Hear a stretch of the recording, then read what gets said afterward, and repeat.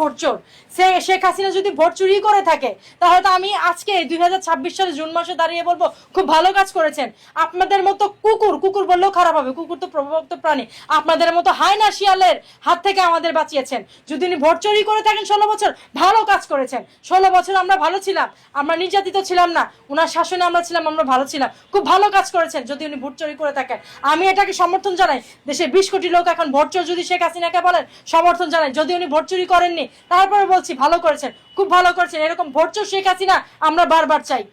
কম্বল চোর হিসেবে বলছেন যে শেখ মুজিবকে, ওই রকম কম্বল চোর শেখ মুজিব দেশে আরো কয়েকবার জন্ম হোক, ক্ষণজন্ম যশস্বী পুরুষ, আর এরকম শেখ হাসিনা বারবার ফিরে আসুক। আমরা বারবার এরকম কম্বল চোর আর ভোট চোর শেখ হাসিনা চাই। আলহামদুলিল্লাহ। আপনার যে তুমি শুধু বাঙালিকে একত্রীকরণ করো যে এরা পাকিস্তানের হয়ে যাবে, এবং তুমি হচ্ছে কি এদেশে পার্লামেন্টে খুব ভালো একটা অবস্থানে থাকবে। উনি কি করেছিলেন?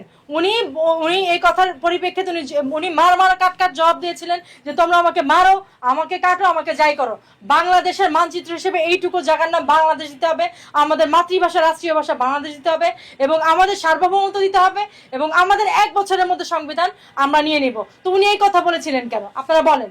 যদি কম্বল চুরি হবে বঙ্গবন্ধু শেখ মুজিবুর রহমান সেদিন, তাহলে তিনি পুরো একটা দেশ পারতেন।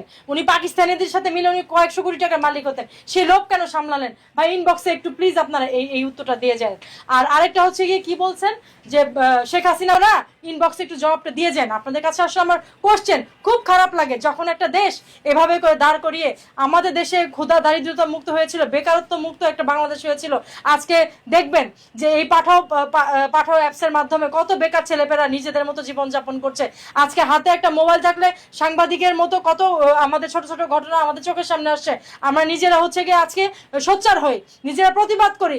আজকে এই এত কিছু করে দেওয়ার পরে কতটা বেইজ্জত এবং কতটা বাজে হলে এই জাতীয় কথা বলতে পারেন একটা মহিলা এই দেশে। আমাদের অর্থায়ন সেটা ঠিক আছে, আমাদের অর্থায়নে তিনি আমাদের হাতে একটা করে স্মার্টফোন আমরা রাখতে পারি। আমাদের হচ্ছে বঙ্গবন্ধু স্যাটেলাইট, যেখানে হচ্ছে কি সব দেশ পারে না একটা স্যাটেলাইট স্থাপন করতে, সেই স্যাটেলাইট আমাদের বাংলাদেশের নামে আছে।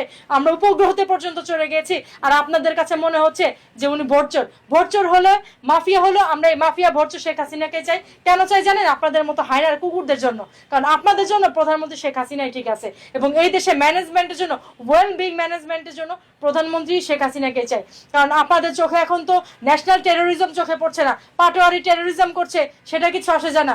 মুখের সামনে সার্জিস হাসনাত বলছে পিটিয়ে লম্বা করে দিব, গায়ের কাপড় খুলে নিব, সেগুলি ন্যাশনাল টেরোরিজম মনে হচ্ছে না।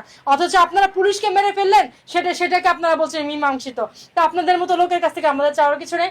আমাদের দেশের ভালোর জন্য, আমাদের ভালোর জন্য আমাদের নেত্রীকে আমরা অবশ্যই আবার ফিরিয়ে নিয়ে আসবো। কারণ দেখেন, প্রকৃতির প্রতিশোধে কিন্তু আমরা পড়েছি, এবং সেটা আপনাদের জন্যই পড়েছি। উনি যাওয়ার পর কয়বার ভূমিকম্প হয়েছে রমজানের জীবনে দেখেছেন যে এরকম ভূমিকম্প হয়? দেশে কবার হয়েছে? উনি যাওয়ার পরে রমজানের 5 থেকে 7 বার বড় বড় ভূমিকম্প হলো, এরপর দেশে জলোচ্ছ্বাস হলো।